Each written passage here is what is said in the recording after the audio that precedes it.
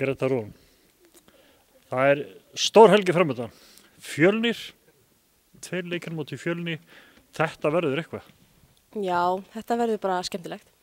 Góður undirbúningur fyrir úrslitakeppnina, fjarlæga.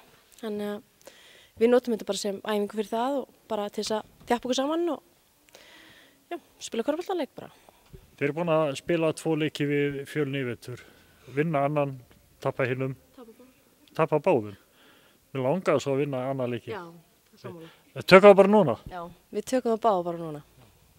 En sem þetta verður svona kannski gefur okkur og áhorfundur sem að koma til með að fylla síðu skóla helgina. Þetta gefur okkur vonandi svona, já, svona forsmekkina því sem koma skal.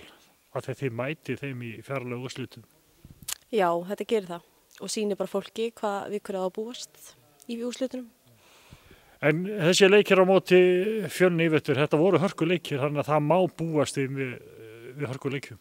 Já, alveg klárlega. Þetta er bara mjög jafn lið og búast við hörkuleikjum bara. Langar ykkur alla lið? Já, og okkur langar það. Það er bara að hafa trú að því og já. Þið er náttúrulega komnar lengra heldur en þið áttu vonaði í upphafi.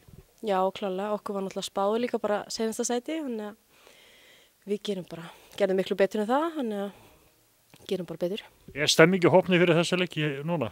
Já, alveg klárlega. Það er alltaf stemmingi í þessum hóp. Það er gaman. Það er mjög gaman.